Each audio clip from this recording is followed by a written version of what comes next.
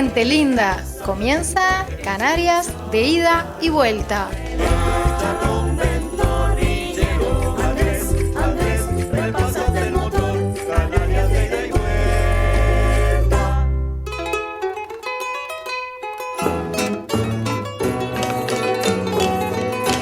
Muy buenos días para todos nuestros amigos de aquí y de allá. En el programa del día de hoy tendremos a José Ismael Rodríguez en nuestro espacio del Taborero de la Historia, el grupo Garoé con una nueva interpretación musical, una nota con la actriz canaria Hermie Orihuela. Edelmira Alonso nos comentará el proceso de producción del queso de cabra y más. Bien, este mes de marzo lo estamos dedicando a homenajear a nosotras, las mujeres, y más específicamente a quienes lucharon para conseguir derechos que nos protegen frente a la discriminación que durante mucho tiempo ha sido común dentro de numerosas sociedades. Hoy, que si bien aún falta mucho, si no fuera por ellas esta lucha no habría comenzado. Hablaremos de ellas, en las que encontramos escritoras, poetas, médicas, abogadas y demás profesiones y oficios que dejaron de ser al presente de dominio masculino. Recordamos, entonces, a una familia que dejó un gran impacto en el Uruguay del siglo XX. Ángel Luisi Pisano, italiano, trajo a América sus ideas masónicas de libertad. María Teresa Josefina Janicki, hija de polacos exiliados en Francia, quien allí se desempeñó como inspectora en un instituto educativo, involucrándose en las primeras campañas a favor del voto femenino. Este matrimonio llega al Río de la Plata en 1872 y finalmente se instalaron en Montevideo en 1887. Tuvieron 8 hijos, 6 fueron mujeres. Trajeron consigo a Uruguay una forma peculiar de ver la vida. Como pedagogos fundaron un instituto para difundir sus ideas muy avanzadas para la época. Con ese espíritu de libertad y amplitud criaron a sus hijos e hijas. Las 6 hijas estudiaron magisterio. 3 de ellas se destacaron particularmente del resto porque sentaron las bases de la lucha de las mujeres uruguayas por ganar un lugar mejor en la sociedad. Además de sus estudios de magisterio, 3 de las hijas de los Luisi, Paulina, Inés y Clotilde, siguieron otros estudios universitarios posteriores. En el Montevideo de 1900, eso fue casi un escándalo. Paulina fue la primer médica mujer que tuvo Uruguay y Clotilde la primera abogada. Antes de lograr completar sus estudios, estas jóvenes debieron enfrentar los prejuicios de la sociedad conservadora de comienzos del siglo XX. Luisa se dedicó a la labor docente. Escribió varios libros sobre pedagogía e infancia, pero también sobre la situación de la mujer y la necesidad de que las mujeres accedieran a estudios superiores para garantizar su independencia. Las hermanas Luisi fueron promotoras del feminismo uruguayo. Varias tuvieron actividad política directa, como Paulina, que fue parte del grupo que fundó el Partido Socialista del Uruguay en 1910, o Luisa, que era una radical defensora de la democracia y la justicia social, y creía en la necesidad del reparto de la tierra y la eliminación de las diferencias sociales. Mantuvieron un compromiso constante con la defensa de los derechos de la mujer, los niños y los menos privilegiados. En varias ocasiones representaron a Uruguay en encuentros internacionales. La actividad de estas mujeres se extendió hasta mediados del siglo XX y representan a muchas otras que, sin ser famosas, también lucharon por sus derechos en los sindicatos, las instituciones educativas o simplemente desde sus casas. Bien, Rodri, ¿tenemos otra mujer a homenajear? Claro, Cintia. Hija de un inmigrante oriundo de Lugo, Galicia, y de una dama nacida en una vieja estancia uruguaya de una familia de ascendencia canaria, de niña, con los enfáticos recitados de su padre, viajó a la padrón coruñesa de Rosalía de Castro, a la que su ansia de retorno a una tierra en la que nunca estuvo, más tarde le llevó a dedicarle algunos sencillos pero muy humanos versos. Galicia mía, hemos de traer a la tierra india que amparó mi padre algo de tu hechizo y tu placidez. En la Rambla de Montevideo existe un monumento natural señalando la residencia de la escritora, que en 1968 se inauguró junto a una placa de mármol. Juana, en gratitud, escribió: Lo que se me alcanza en actitud tan pura es una perspectiva del mar que he amado con tanto sufrimiento, una palma tan armoniosa que parece un ángel de pie. La que perteneció a Juana, una palma fénix o palma canaria, símbolo natural del archipiélago. Lorena, cuéntanos más de esta poetisa. Juana Fernández Morales adoptó el apellido de su marido, pasando a ser llamada Juana de Ibarburú, nacida en el departamento de Cerro Largo, en la ciudad de Melo, un 8 de marzo de 1892, hija de Vicente Fernández y Valentina Morales. Juana vivió toda su infancia en Melo, donde escribió sus primeros poemas. Algunos de los temas que inspiraron sus composiciones fueron la mancha de humedad que la lluvia había filtrado por una de las paredes de su cuarto, un árbol muy peculiar que se encontraba en su patio, la higuera, la fuente de los sapos de la ciudad o uno de sus amigos de la niñez. Es decir, que Juana sintió la pulsión de escribir sobre cosas o personas cotidianas que formaban parte de su micromundo. A los 20 años contrae matrimonio con el capitán Lucas Ibarburú, adoptando el apellido de su marido y siendo reconocida con el mismo. No es mucho lo que se sabe sobre su vida privada, pero algo alarmante fue que Juana fue víctima de violencia doméstica. Se traslada a vivir a Montevideo. Su primera residencia allí estaba ubicada en la calle Asilo, al número 50, entre las actuales calles Pernas y Comercio, pleno corazón del barrio Unión. A través de la escritura, Juana encontró una vía de escape, una forma de resistir la violencia que sufrió por parte de aquel hombre y a las miradas de una sociedad que siempre juzgaba a las mujeres. Transgresora y apasionada, Juana marcó un antes y un después en la forma de escribir poesía, tanto en nuestro país como en el resto de países de la región. La publicación de Las lenguas de diamante en el año 1919, su primer libro, llama la atención del escritor y filósofo español Miguel de Unamuno, una de las grandes figuras de la generación del 98, quien se vio cautivado por su obra. Este confiesa su sorpresa por leer una poesía de tal calidad proveniente de una mujer. Explicita: una mujer, una novia aquí en España, no escribiría versos como los de usted, reconociendo así la audacia de Juana. Lenguas de diamante va a transformar a Juana en un mito para el Uruguay. En él se incluyen poemas como La hora, La sed o Vida Garfio. Este libro, en su momento, escandalizó a la sociedad montevideana de aquella época. No era para nada común encontrar una mujer que hablara del amor o de su amante, que invite a su amante a hacer el amor en el campo. Su poesía presenta algunos poemas con un grado de erotismo muy fuerte. En ellos, Juana ponía en palabras lo que seguramente la mayoría de las mujeres sentían y no se animaban a expresar. Su particular forma de escribir, muy realista y vivencial, la llevó a ser reconocida en el año 1929 con el título de Juana de América. Ella misma escribió relatando ese momento de esta manera. Un grupo de jóvenes poetas me organizó en el Salón de los Pasos Perdidos del Palacio Legislativo una fiesta inolvidable. La presidía don Juan Zorrilla de San Martín. Santiago Cosolino, el orfebre, había cincelado el anillo de oro simbólico que me ofrecían los poetas. El ambiente era solemne, con la muchedumbre, los himnos, los delegados de toda América y otro hombre de estatura física pequeña, pero también magnífico y grandioso, Alfonso Reyes. Y a través de discursos hermosos en que la generosidad juvenil iluminaba las palabras, llegó el momento culminante, el de la entrega del anillo. El doctor Zorrilla de San Martín fue el designado para ello, y lo hizo con unas palabras breves y muy hermosas que me quedaron grabadas en el corazón. Este anillo, señora, significa sus desposorios con América.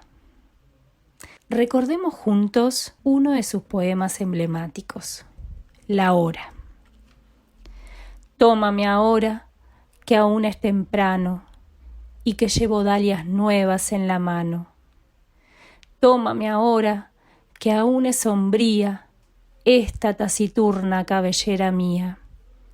Ahora que tengo la carne olorosa y los ojos limpios y la piel de rosa, ahora que calza mi planta ligera la sandalia viva de la primavera, ahora que en mis labios repica la risa como una campana sacudida a prisa. Después, yo sé que nada de eso más tarde tendré, que entonces inútil será tu deseo, como ofrenda puesta sobre un mausoleo. Tómame ahora que aún es temprano y que tengo rica de nardos la mano. Hoy y no más tarde, antes que anochezca y se vuelva mustia la corola fresca. Hoy y no mañana, oh amante, ¿no ves que la enredadera crecerá ciprés? Este poema presenta el tópico del carpe diem. Dicha expresión proviene del latín y puede traducirse como goza el día, disfruta el hoy, y hace referencia a un tema que tiene larga tradición en la literatura, desde los antiguos griegos y romanos. En estos versos aparece la idea de gozar la vida mientras se es joven, vinculada con la conciencia de la fugacidad del tiempo y la rapidez con que transcurre la vida humana, la cual aparece relacionada con diversos elementos de la naturaleza. La temática principal es la amorosa, olvidando las restricciones establecidas en la época por el órgano regulador de la moral, la Iglesia Católica. Juana alaba al cuerpo, a su piel morena, a través de toda la obra, característica además que será constante en sus obras posteriores. La naturaleza y el erotismo se elevan para pasar a formar parte de una cotidianeidad de la que estaban separados, bajo estrictos preceptos sociales y morales. Esta brillante poetisa fallece el 15 de julio de 1979 a la edad de 87 años, en la capital de nuestro país, en la ciudad de Montevideo. Recibiendo honores de ministro de Estado, fue velada en el Salón de los Pasos Perdidos, en el mismo lugar en el que había sido nombrada de forma inmortal como Juana de América. Muchísimas gracias, Lorena. Sin duda que Juana de Ibarburu fue una mujer con todas las letras, y nos encanta escuchar ese poema. A continuación, escucharemos a nuestra amiga Hermi, desde Gran Canaria, que nos hablará de ellas, mujeres que han marcado la historia y han superado el anonimato impuesto por una cultura que condenaba con la invisibilización. Adelante, Hermi. Sin ellas, la historia no está completa. Así comenzamos hoy este apartadito nuestro, esta parte del programa dedicado al arte, dedicada a la cultura, y en este mes específicamente dedicada a la mujer, dedicadas a ellas, dedicadas a nosotras. Con el término Generación del 27 se conoce al que seguramente es el grupo de literatos y artistas más influyentes y conocidos de la cultura española. Su legado es ampliamente conocido siempre y cuando hablemos de ellos. Pero ¿qué sucede con ellas? ¿Es que acaso no había mujeres? Nada más lejos de la realidad. Dentro del grupo del 27 existieron, crearon y triunfaron una generación de mujeres pintoras, poetas, novelistas, ilustradoras, escultoras y pensadoras de inmenso talento, que no solo gozaron en su tiempo de éxito nacional e internacional, sino que a través de su arte y activismo desafiaron y cambiaron las normas sociales y culturales de la España de los años 20 y 30. Prueba de ello es el movimiento de las sin sombrero. Ese es el nombre por el que son conocidas un grupo de mujeres artistas españolas nacidas entre 1898 y 1914. Sí, de las sin sombrero quería hablarles hoy. El nombre responde al gesto de quitarse el sombrero en público que protagonizaron Maruja Mayo, Margarita Manso, Salvador Dalí y Federico García Lorca en La Puerta del Sol. Nos apedrearon llamándonos de todo, relata la misma Mayo en unas grabaciones hechas por la televisión española tras volver del exilio. Madrid fue la ciudad donde la gran mayoría de ellas residieron, estudiaron y desarrollaron su actividad artística. Abiertas a nuevos conceptos de modernidad y a las corrientes de vanguardia que provenían de Europa, recuperaron también la tradición popular. Profundamente comprometidas con su tiempo y su realidad social, su actitud fue rompedora y abierta, transformando el panorama cultural y artístico de una España convulsa. Desarrollaron una actividad constante y destacada en campos tan variados como la escritura, la pintura, la escultura, la ilustración o la filosofía. Hablarles de esto, compañeros y compañeras uruguayos y uruguayas, me emociona. Preparándome, documentándome y preparándome para el apartado que hoy desarrollamos aquí, me he emocionado de una manera que no podía parar de sonreír y de ver cómo un grupo de personas pudo revolucionar toda una época en todos los sentidos. El origen del nombre de la Sin Sombrero fue, pues como comentaba antes un poquito, un día, en el Madrid de los años 20, Federico García Lorca, Salvador Dalí, Margarita Manso y Maruja Mayo pasearon por la Puerta del Sol, quitándose el sombrero. Esta actitud transgresora pretendía romper la norma y metafóricamente, en ausencia de la pieza que tapa la cabeza, liberar las ideas y las inquietudes. El mismo Borges se hizo eco de esta práctica en su artículo «Los intelectuales son contrarios a la costumbre de usar sombrero». Una de estas mujeres que protagonizó la anécdota, Maruja Mayo, la explica de la siguiente manera. Un día se nos ocurrió a Federico, a Dalí y a Margarita Manso y a mí quitarnos el sombrero porque decíamos que parecía que estábamos congestionando las ideas y atravesando la Puerta del Sol nos apedrearon llamándonos de todo. Imaginen, en plena dictadura de Primo de Rivera, en una España todavía cerrada y de espaldas al mundo, este gesto, quitarse el sombrero, los convirtió en rebeldes, especialmente a las mujeres.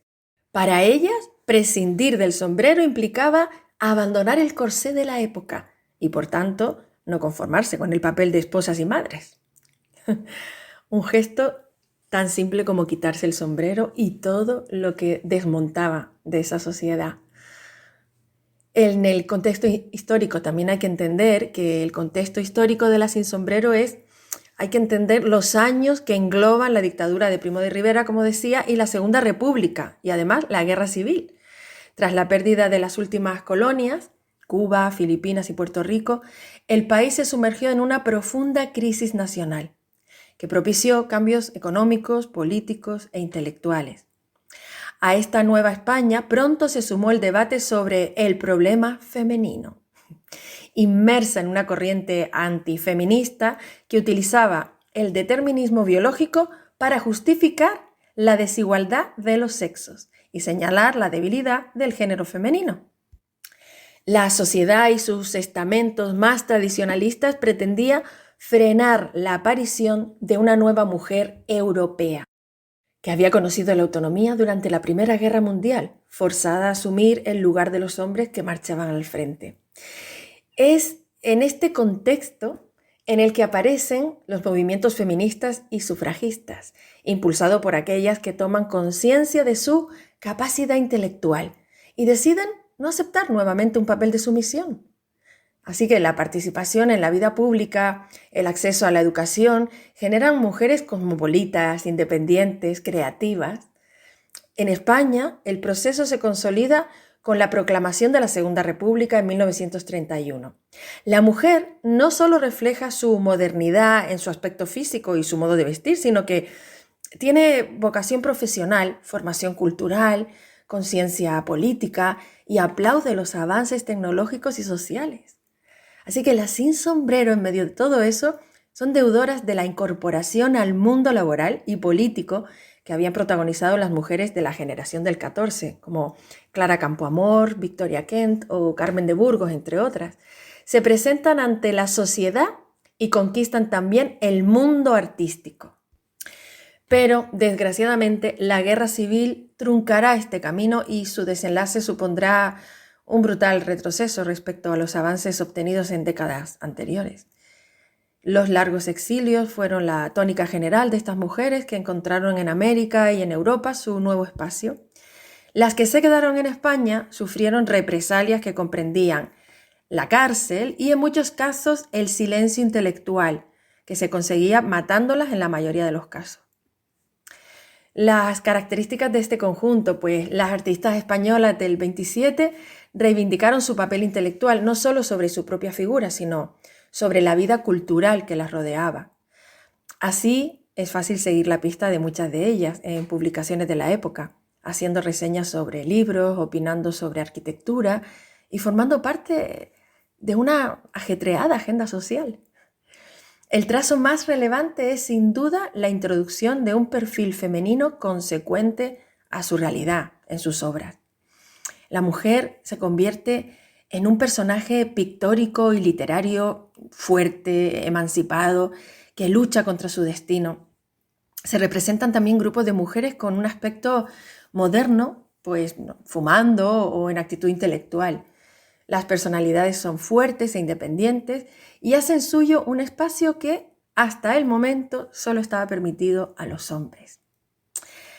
A pesar de no coincidir en muchos aspectos, la relación entre estas mujeres fue muy estrecha, extendiéndose incluso a generaciones anteriores. Les unía la lucha común contra una sociedad que las rechazaba y ninguneaba en gran medida. En este sentido, los centros de encuentro fueron escenarios comunes de vital importancia para ejercer esa defensa y unión. Algunos de ellos, los no físicos, eran compartidos también con sus compañeros de generación. Con estos tuvieron intensas relaciones, aunque incluso ellos mismos olvidan mencionarlas en la mayoría de las ocasiones. Son espacios de intercambio cultural como la Revista de Occidente o la Gaceta Literaria. Pero también existieron lugares físicos exclusivos donde estas mujeres se reunían y compartían ideas. En el Madrid de aquellos años se consolidaba la Residencia de Señoritas, grupo femenino de la Residencia de Estudiantes, el Lyceum Club Femenino o la Asociación Universitaria Femenina. Las creaciones pictóricas, poéticas, escultóricas y teatrales de estas mujeres modernas están a la altura y en algunos casos superan a la de sus compañeros varones. Si a Rafael Alberti, Federico García Lorca, Pedro Salinas, Luis Cernuda, Jorge Guillén y demás poetas del momento se les considera parte de la edad de plata de la literatura española, masculina, se afirma que ellas conformaron la edad de oro de la literatura femenina. Y ahora me gustaría hacer un breve recorrido por la vida de algunas de estas maravillosas mujeres. Y queremos empezar con Maruja Mayo, pintora. Nació en Lugo en 1902 y murió en Madrid en 1995. En caso de llevar sombrero, llevaría un globo atadito a la muñeca con el sombrero puesto. Y así, cuando me encontrara con alguien conocido, le quitaría el globo al sombrero para saludar. Maruja, con 20 años, se trasladó a Madrid para estudiar en la Real Academia de Bellas Artes de San Fernando, donde se relacionó con artistas, escritores y cineastas. Es justamente Maruja, junto con su íntima amiga Margarita Manso, quienes idean la performance de ir por la Puerta del Sol de Madrid sin sombrero. Esto provocó el insulto y hasta la agresión de numerosos viandantes que las tildaron poco menos que de prostitutas. Su pintura siempre tuvo una influencia claramente surrealista. Comprometida con la República, al estallar la Guerra Civil, viajó a Portugal y luego a América, pasando grandes temporadas en Buenos Aires y Nueva York, donde se instaló y recibió un rápido reconocimiento. Dijo de ella, Andy Warhol, que sus retratos eran un claro precedente del pop art norteamericano. Regresó del exilio en 1965 y se instaló en Madrid, donde siguió pintando hasta su muerte en 1995, sin que su tierra natal la prestigiara públicamente. Mayo nunca encajó bien en el mediocre mundo cultural de la época, motivo por lo que ni ella ni su obra fueron reconocidas en su época. Vitalista hasta sus últimos días, algunos protagonistas de la movida madrileña de los 80 todavía la recuerdan asistiendo a actos de la época. Poco conocida y de aspecto siempre extravagante, mucha gente la veía tan solo como una vieja excéntrica. Solo posteriormente, ya fallecida, consiguió el reconocimiento institucional y artístico. María Teresa León, escritora. Nació en Logroño, 1903, y murió en Madrid, 1988. Somos lo que nos han hecho, lentamente al correr los años. Cuando estamos definitivamente seguros de ser nosotros, nos morimos. ¡Qué lección de humildad! María Teresa León fue uno de los ejemplos más interesantes de la participación intelectual y comprometida de la mujer durante los años de la República y posteriormente representó una de las voces más vivas y activas de la creación y del testimonio español en el exilio. Primera española en conseguir un doctorado en filosofía y letras. María Teresa estudió en la Institución Libre de Enseñanza, fundada por un grupo de catedráticos separados de la universidad para defender la libertad de cátedra y negarse a ajustar sus enseñanzas a los dogmas oficiales en materia religiosa, política o moral. Colaboró bajo seudónimo en un diario burgalés y en 1929 publicó su primera novela. Junto a Rafael Alberti, del que también era compañera sentimental, llevó a cabo numerosas iniciativas de orden cultural como la revista Octubre. Con más de 20 libros publicados, también fue muy activa en el teatro, como actriz, autora, directora de escena y ensayista. Durante la Guerra Civil fue secretaria de la Alianza de Escritores Antifascistas, fundadora de la revista El Mono Azul y una destacada veladora para la salvación de las obras del Museo del Prado de Madrid. Y seguimos con María Zambrano, filósofa. Vélez, Málaga en 1904 y murió en Madrid en 1991. En la poesía encontramos directamente al hombre concreto, individual. En la filosofía, al hombre en su historia universal. Esta filósofa malagueña es quizás la figura femenina más destacada de la intelectualidad española. Recibió su formación universitaria en la década de los años 20 de mano de maestros como Ortega y Gasset, Xavier Zubiri o García Morente. Amiga de Maruja Mayo, Concha Méndez y Rosa Chasel, ya en los años 30 empezó a ser reconocida en el campo intelectual. Convencida republicana, llegó con su marido de Chile justo el día que Bilbao caía a mano de las tropas nacionales. A la pregunta de un periodista de ¿por qué volvían si la guerra estaba perdida?, respondió: por eso. Terminada la contienda, se exilió y vivió en una larga sucesión de países y diferentes universidades: París, La Habana, Puerto Rico, México, donde siguió con su actividad cultural como filósofa, ensayista y profesora. En 1984 se instaló definitivamente en Madrid, donde murió. María fue una de las pocas mujeres plenamente reconocidas por la intelectualidad española después de la dictadura, recibiendo los premios Príncipe de Asturias y Cervantes, además de otras numerosas distinciones de instituciones nacionales y extranjeras. Y llegamos a Concha Méndez, poeta y editora. Nació en Madrid en 1898 y murió en México en 1986. Quisiera tener varias sonrisas de recambio y un vasto repertorio de modos de expresarme, o bien con la palabra, o bien con la manera, buscar el hábil gesto que pudiera escudarme. Concha Méndez formó, junto a Maruja Mayo y Margarita Manso, el grupo de mujeres más afín, intelectual y anímicamente a los hombres de la generación del 27, siendo amigas y compañeras de viajes de todos ellos y socialmente muy adelantadas a su época. Además de su carrera como poetisa y autora teatral, mantuvo una intensa actividad editorial, fundando en Madrid, junto a su marido, el también poeta Manuel Altolaguirre, la imprenta La Verónica, donde editaron la revista Héroe, que contó con la colaboración de muchos de los nombres de la época.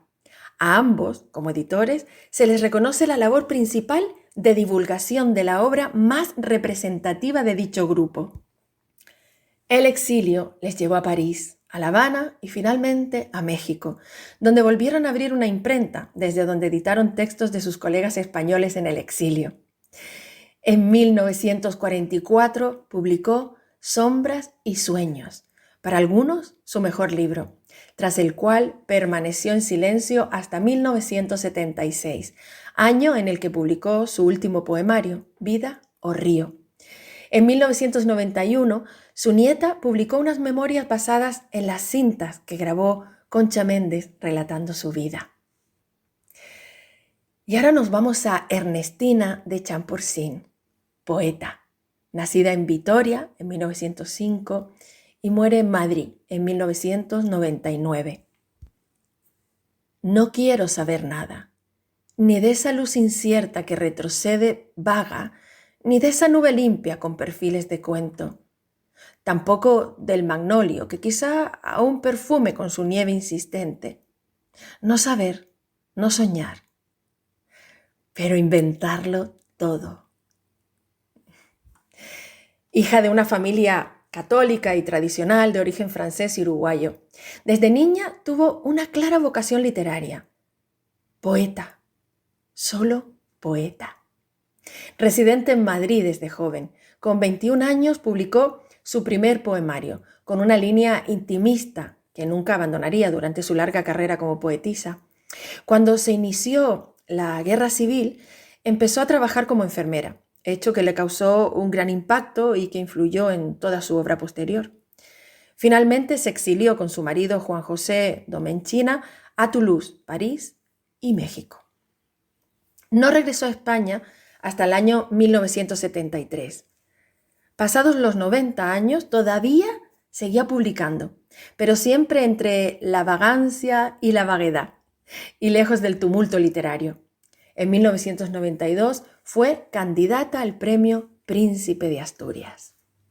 Seguimos con Marga Gil Roset, escultora e ilustradora. Madrid, 1908, y muere también en Madrid en 1932. Y es que ya no quiero vivir sin ti. No, ya no puedo vivir sin ti. Tú, como sí puedes vivir sin mí, debes vivir sin mí. Si tú no pudieras vivir sin mí, no sobraría. Pero como sobro, lo mejor es irme. Y como sin ti es que ni quiero ni me importa nada, lo mejor es morirme. Marga Gil Roset nació en Madrid, hija de una familia bohemia y acomodada. Creció bajo la influencia de una madre culta y refinada que motivaba a sus 4 hijos a experimentar con las artes. Fue una joven de extraordinario talento para la plástica y la poesía. Una niña prodigio que a los 24 años ya empezaba a ser conocida como escultora e ilustradora nacional e internacionalmente.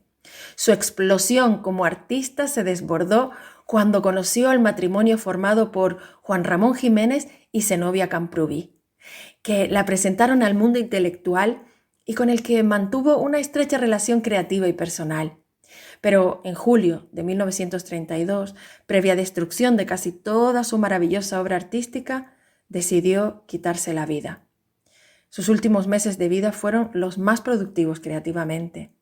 Su hermana Consuelo pudo salvar algunas de sus obras, entre ellas un diario personal que escribió una semana antes de quitarse la vida y que resultó ser su mejor poemario.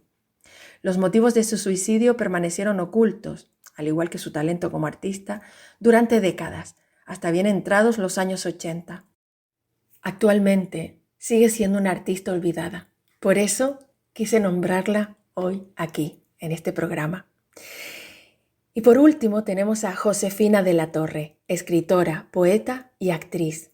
Nació aquí, en Las Palmas de Gran Canaria en 1907 y murió en Madrid en 2002. ¡Ay, destino enemigo, rival indefendible, adversario tenaz! Te quisiera de frente, cara a cara, mis puños en tu pecho de atleta presuntuoso y golpearte con mi eterna pregunta: ¿por qué? Aquí dejamos a Josefina de la Torre porque quiero dedicarles el próximo programa, quiero dedicárselo a ella, a Josefina. Y aquí la semilla de la transformación femenina de varias generaciones y el camino de la igualdad de derechos se gestó en estas instituciones, con estas mujeres. Fueron un primer paso al frente, que nosotras, cada una de nosotras, y nosotros, cada uno de nosotros, hemos continuado paso a paso hasta llegar al día de hoy, donde cada vez tenemos más derechos y la igualdad está cada vez más conseguida, o eso quiero creer. Un abrazo, queridos, queridas. Buena tarde. Increíble escuchar todas estas historias. Te agradecemos a ti, Hermi, por compartirnos este espacio y el conocimiento de todas estas mujeres que han influido en distintos ámbitos. Seguimos con Rodrigo y con Garoé. Gracias, Mati. En el espectáculo denominado Jable, presentado en el Teatro Pérez Galdós de Las Palmas de Gran Canaria, Domingo Rodríguez el Colorado nos desveló la historia de una música que llegó de Cuba a Fuerteventura. Parece que un hermano que residía en Cuba, del popular folclorista Esteban Ramírez, le escribió una carta con una letra preciosa de una habanera cubana, y a don Esteban le gustó tanto que para el siguiente baile puso música a esta letra a ritmo de polka. Don Esteban Ramírez interpretó con su voz de barítono, haciendo esta copla tremendamente popular. Para ustedes, el grupo Garoé interpreta Fúlgida Luna.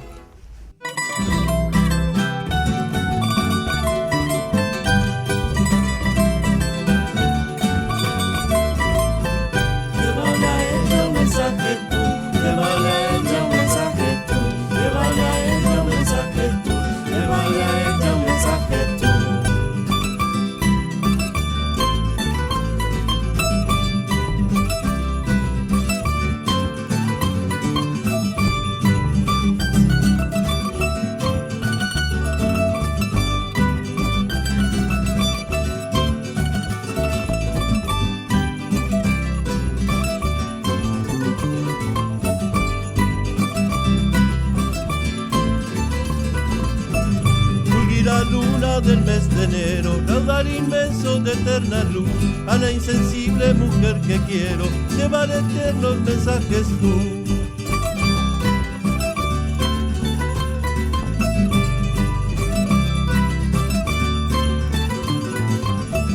Llevar eternos mensajes tú, llevar eternos mensajes tú, fugida luna del mes de enero, caudal inmenso de eterna luz.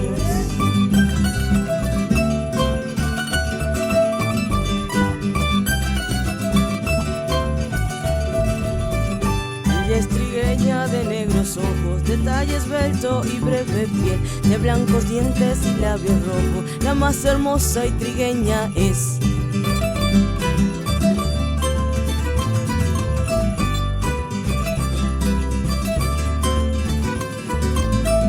La más hermosa y trigueña es, la más hermosa y trigueña es, ella es trigueña de negros ojos, detalle esbelto y de breve piel.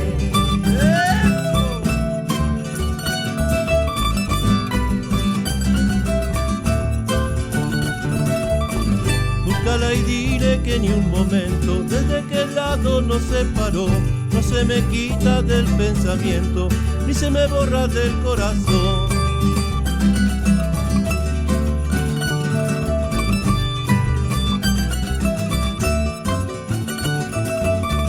Ni se me borra del corazón, ni se me borra del corazón. Búscala y dile que ni un momento, desde que el lado nos separó.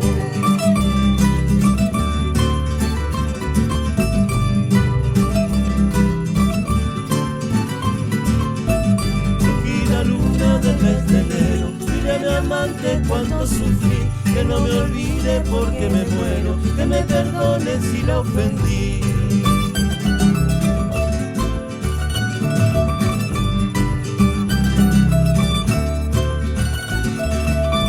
Que me perdone si la ofendí, que me perdone si la ofendí, última luna del mes de enero, dile a mi amante cuánto sufrí.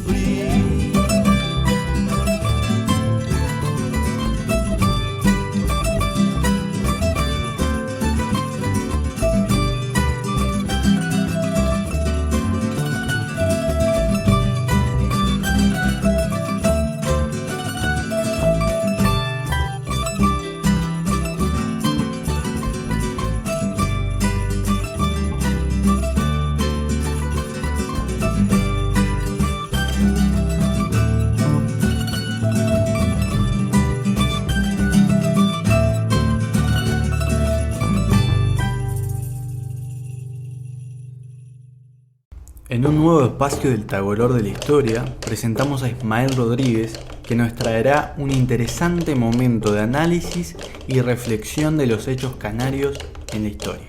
Muy buenos días y saludos cordiales desde Tenerife, Canarias. Hoy continuaremos adentrándonos en la protohistoria de Achinech, Tenerife. La semana pasada habíamos cogido nuestra embarcación, construida en madera de drago, desde Agaete, valle intensamente poblado durante la antigüedad y con innumerables enterramientos de canarios antiguos mediante el sistema de túmulos, y arribamos a la bahía de Añaza, Santa Cruz de Tenerife. En la isla de Tenerife debemos comenzar señalando que existen importantes diferencias adaptativas entre la zona norte y la zona sur de la isla. Tenerife es la isla más grande del archipiélago y su desarrollo geológico vertical provoca la generación de diversos microclimas que determinan distintas estrategias adaptativas. De igual manera, la cordillera o dorsal que atraviesa la isla desde Teno a Taganana la divide en dos zonas con regímenes pluviales distintos y distantes en litro por metro cuadrado anual. Los vientos alisios, esos mismos vientos que más tarde, años más tarde, llevarán los barcos hacia América, vientos húmedos provenientes del Atlántico Norte, chocan contra la dorsal tinerfeña, convirtiendo el norte en lluvioso y fértil y el sur bastante más seco y árido. Pues bien, ante esta situación geoclimática, los primeros pobladores de Tenerife, hasta el momento las evidencias indican que fueron los Amasij de la comunidad Sanata, desarrollan dos estrategias diferenciadas de adaptación. En la zona norte de la isla encontramos un desarrollo agrícola y ganadero muy importante, y en la zona sur todo indica que la actividad económica fue fundamentalmente ganadera. Esto no quiere decir que no se cultivase, como por ejemplo en el valle de Weimar, pero su extensión era muchísimo menor que en el norte. Los asentamientos humanos más importantes por cantidad, los encontramos en los primeros 500 metros de altitud, en la zona conocida como Cardonal Tabaibal y hasta el Monte Bajo. Esta zona de ocupación, estos primeros 500 metros desde la costa hasta el Monte Bajo, más o menos, es la que mejores opciones aporta tanto para el asentamiento de las comunidades humanas, es la zona más llana, como para la captación de recursos marinos, por un lado, para el mantenimiento del ganado y la roturación de tierras para el cultivo. En la zona norte de la isla, más concretamente en la parte de Icod y en el valle de la Orotava, Arautápala para los canarios antiguos, en lo que hoy serían Los Realejos, el Puerto de la Cruz, la Orotava y Santa Úrsula, se han encontrado importantes infraestructuras hidráulicas utilizadas para conducir el agua de riego hacia los cultivos. En este punto debemos recordar lo que comentábamos la semana pasada.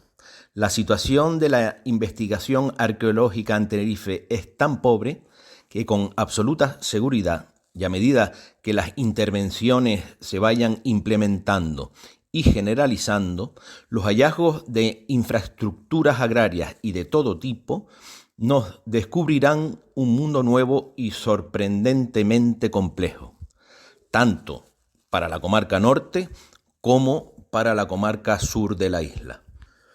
Pero lo que sí nos asegura la arqueología en este momento y las fuentes etnohistóricas es que en Tenerife se cultivaba cebada, llamada tamo, o ahorén, una vez tostada para gofio. Tamo en crudo, ahorén una vez tostada. También se cultivaba trigo, llamado irichen, habas, llamadas asichei, y arvejas.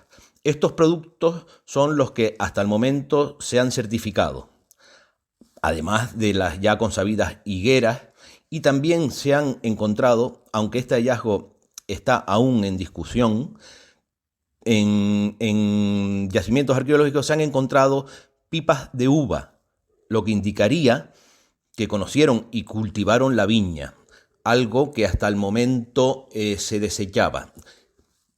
Se suponía que la vid era un cultivo introducido por los europeos una vez que llegan al archipiélago. Con respecto a la agricultura, hay que decir que, como todos sabemos, en Canarias no existían animales de tiro, por lo que, ¿cómo araban la tierra? Pues bien, los arados eran construidos de madera y como reja, es decir, la parte que rompe la tierra, se le colocaba un cuerno de cabra. A este apero se le engarzaba un correaje de cuero y se colocaba sobre los hombros del agricultor, que con su tracción iba roturando la tierra. Curiosamente, esta técnica, según la tradición oral, fue la utilizada con un apero ya fabricado en fragua por el primer agricultor canario en Uruguay. La importante ganadería de Tenerife estaba basada fundamentalmente en la caprina, complementada con cochinos y ovejas. Es importante decir que en Tenerife se practicaba, en Tenerife como en Gran Canaria, pero en Tenerife de forma más importante se practicaba la trashumancia, pasando los inviernos en la costa y los veranos en el monte. La zona del Valle de Ucanca y hacia Teno y La Esperanza era una zona de pasto comunal, a la que los pastores de todos los menceyatos podían subir a pasar el verano con sus animales. Con respecto a la vivienda, en Tenerife, igual que en Lanzarote, Fuerteventura y Gran Canaria, se utilizó la cueva, tanto natural como artificial, como lugar de habitación, pero insisto, no fue la única forma. Es lógico que en la estrategia de adaptación y en una isla donde abundan los abrigos naturales de grandes dimensiones, estos fuesen aprovechados para la construcción de viviendas. También es lógico que en la zona sur de la isla, donde el material volcánico lo permite, se construyeran viviendas horadando la colada. Pero también es verdad que, sin llegar a los niveles de desarrollo y perfección de Gran Canaria, en Tenerife se construyeron viviendas y poblados en superficie, con sus paredes construidas en piedra y techumbres vegetales unas veces y de lascas en otras. Con respecto a la sociedad guanche, y según nos indica la tradición oral y las fuentes etnohistóricas, Tenerife habría estado unida bajo un solo mensei, Betsenuria, a cuya muerte se repartieron el reino sus hijos. Lo cierto es que en el momento del inicio de la guerra de ocupación, siglo XV, la isla estaba dividida en 9 menceyatos. Anaga al este, Güímar, Abona. Abona comprendía los términos de Arico, Granadilla, San Miguel, Vilaflor y Arona, y Adeje, todos estos por el sur. Daute, que comprendería Teno, Buenavista, Los Hilos y Garachico al oeste, y después tendríamos Aicot, Taoro, que es el Valle de la Orotava, Tacoronte, con toda la comarca de Acentejo, y Tegueste. Estos serían los 9 menceyatos con los que los europeos se encuentran en el siglo XV. En relación a la sociedad guanche, nos encontramos una división en distintos estratos sociales. A grandes rasgos, podemos decir que en la parte alta de la sociedad estaban los agimenseyes, los descendientes de reyes, que vendrían a representar la máxima pureza de linaje, y de entre ellos se elegía al mensei. Justo por debajo encontraríamos a los chichiquitzos, calificados de escuderos, entre comillas, o nobleza secundaria. A estos dos grupos, que son los que poseían el ganado y la tierra, es a los que servían el tercer estamento. Tenemos por un lado los achimenchía, los chichiquitzos, y en tercer lugar los achicaxna, cuyo distintivo era llevar el pelo corto. Estos eran los encargados de servir a los dos estamentos superiores y era a los que el mensei repartía tierra y ganado según sus méritos y según su ocupación y su especialidad. Y por último, tendríamos otros 3 grupos sociales. Por un lado estaría lo que podemos denominar casta sacerdotal, que trataremos de forma monográfica en un próximo programa, ya que sus características son similares en toda Canarias. Tenemos por un lado la casta sacerdotal y después los iboibos.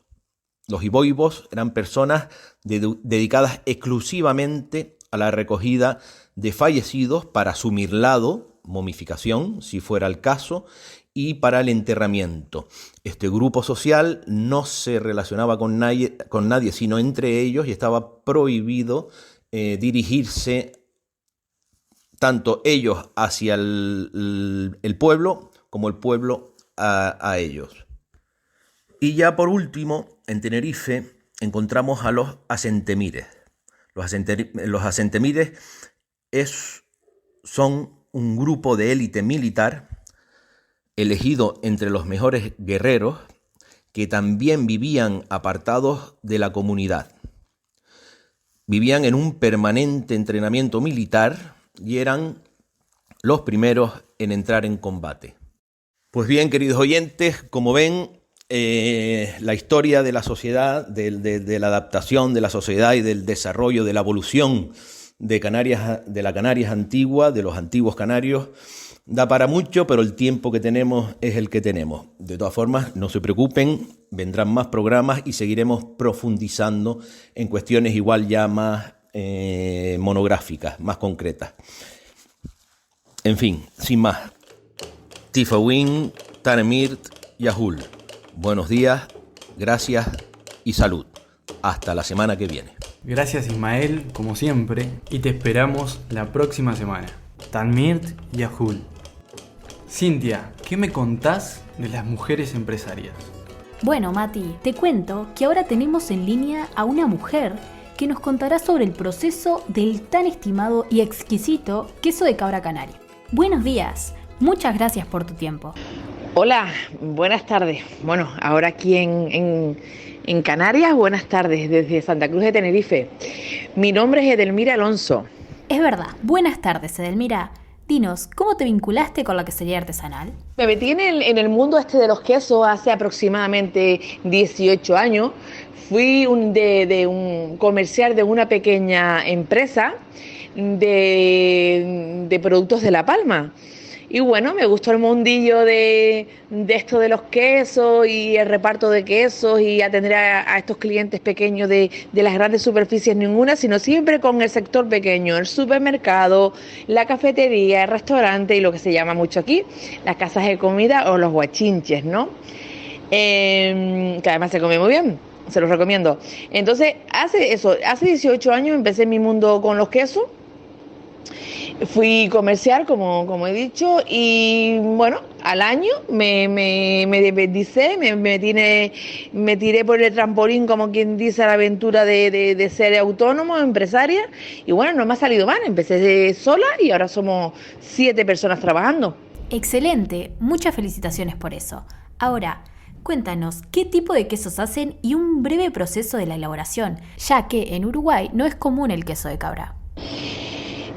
Bueno, ¿qué tipo de queso hago? Bueno, más que hacer queso, yo trabajo para los ganaderos pequeños que tenemos aquí en las Islas Canarias. Trabajamos en el queso artesano, trabajamos mayormente la leche cruda, no trabajamos la leche pasteurizada. Tenemos queso de cabra, de vaca, de oveja, pero más que nada, aquí con grandes producciones, siempre la cabra, ¿no? Leche de cabra. La isla de Fuerteventura tiene una producción muy grande y la isla de La Palma pues también se pastorea mucho, aún todavía los pastores, los cabreros salen a pastorear con sus cabras, ¿vale? Y eso es lo que también marca un poco la diferencia del producto de la isla de La Palma, ¿no? La materia prima de la que come el animal, ¿no? En este caso la cabra. En verde, puro verde, también lo compaginan, lo acompañan con pienso, pero más que nada lo verde, ¿no? Lo verde todavía, lo natural. ¿Cómo es tu experiencia como mujer empresaria con un producto artesanal? Mujer con producto artesano. Bueno, yo doy gracias porque a mi trabajo no me falta. Aparte de mis tiendas y de distribución de queso, me dedico mucho al tema de los mercados, las ferias de productos artesanos, ¿vale? Y lo que al igual hay que darle un poquito más de impulso, ¿no? Un poco más de apoyo, ¿no? De apoyo. Pero bueno, no me quejo. Yo, gracias a Dios, voy bien y trabajo, de momento no me ha faltado. Bueno, evidente producto del constante esfuerzo. Y por último, ¿cómo ves el futuro del oficio? El futuro del pequeño ganadero es un poco complicado, ¿no? Estamos siempre dependiendo un poco también de las subvenciones. Es muy costoso el tema del pienso, de las raciones de los animales, y siempre constantemente están subiendo el precio, ¿no? Entonces eso nos repercute en tener que o menos producción, de tener menos cabezas de ganado, menos animales, y además de que el producto se vaya costeando, vaya siendo más caro, ¿no? Entonces, menos accesible a todo tipo de gente, porque es un producto artesano y se tiene que pagar la calidad, ¿no? Entonces, también, obviamente, en los tiempos difíciles que corremos, está un poco difícil. Yo creo que en ese aspecto hay que apoyar un poquito más en subvenciones, en ayudas, y pocas tienen. Bueno, Edelmira, esperemos que cambie esta situación para todos de una vez y podamos probar tus ricos quesos. Te agradecemos la entrevista, un gran saludo. En tiempos de pandemia aprendimos la importancia de la solidaridad. Por ello, apoyamos a nuestros amigos emprendedores y pequeños comerciantes. Con nuestra amiga Paola de Marf Second Hand podés encontrar todo lo que estás buscando. Prendas importadas de primera y segunda mano, exclusivas. Podés encontrarnos en Eduardo Acevedo 1511, de lunes a viernes de 10 a 19. O por el WhatsApp al 091-043-129. No te lo pierdas. En Paz Mi Bebé descubrí los regalos más delicados. Podrás encontrar artículos en general para mamás y bebés, conjuntos de primera muda, kits de bienvenida que podemos armar y personalizar como tú quieras.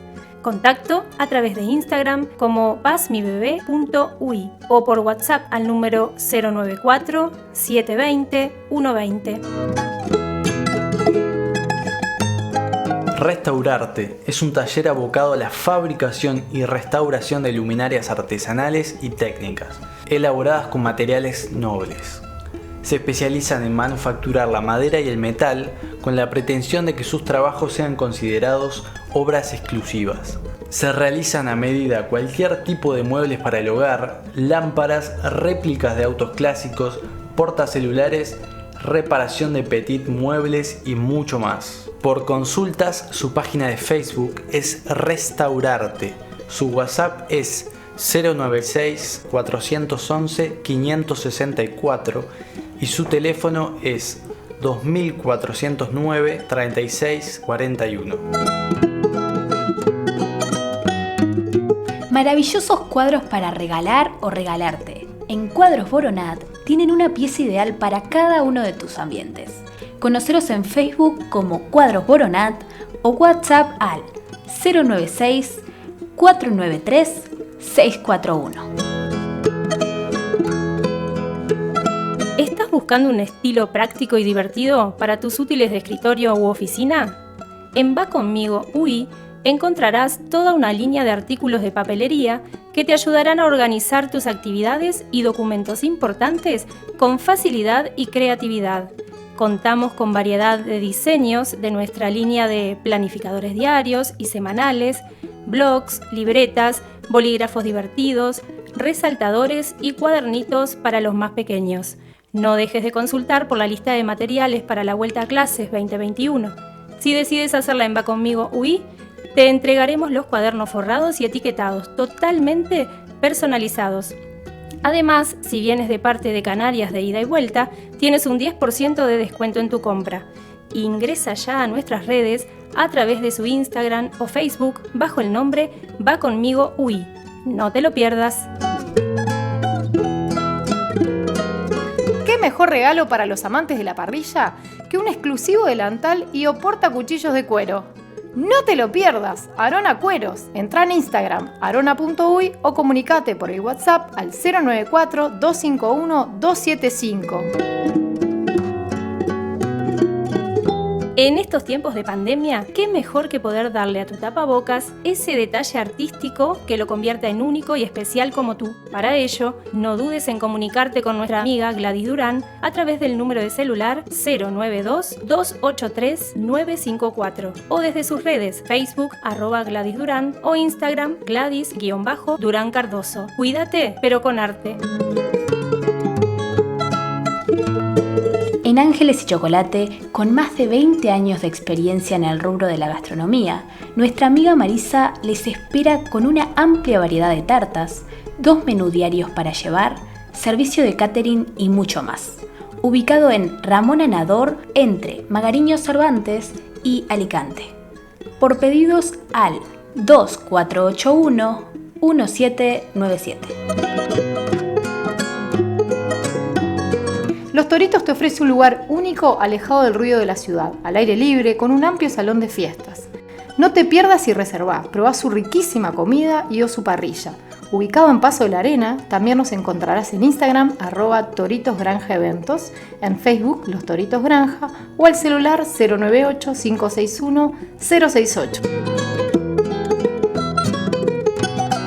¿Querés empezar a trabajar tu cuerpo pero no sabes cómo? En Ultra Fitness no solamente vas a encontrar el complemento adecuado para tus rutinas deportivas, sino que también nos preocupamos por brindarte un servicio de asesoramiento sobre la utilidad de nuestros productos. Buscamos ayudarte a optimizar los resultados del mismo y así cuidar tu cuerpo. Atención, licenciados en educación física y personal trainer, porque cuentan con un 10% de descuento en su compra. Por consultas, comunícate desde tu celular al 095-394-859 o a Ultra Fitness desde tu Instagram. Comienza ya a entrenar. Este programa es producido integralmente por nuestra institución Sociedad Islas Canarias. Quienes participamos del mismo lo hacemos de forma totalmente honoraria. Nuestro programa no recibe financiación económica de ninguna institución pública ni privada. Contamos únicamente con el apoyo exclusivo de los integrantes de Sociedad Islas Canarias y sus amigos y allegados. Sí comentarles que la difusión en directo la realizamos a través de Radio Oriental AM 770, CX12, todos los martes a las 20:30 horas. Recuerden que los distintos programas los pueden encontrar en Facebook o YouTube como Canarias de Ida y Vuelta Uruguay. Y una vez más, llegamos al final del programa en compañía de todos nuestros oyentes a quienes le agradecemos su continuo apoyo. Les recordamos que nos pueden seguir en YouTube como Canarias de Ida y Vuelta Uruguay, donde pueden escucharnos y visualizar las imágenes que acompañan la grabación del programa. También pueden escribirnos al número de WhatsApp 00598 91472643. Agradecemos a todos los que participaron y los esperamos la semana que viene. Hasta la próxima con más Canarias de Ida y Vuelta.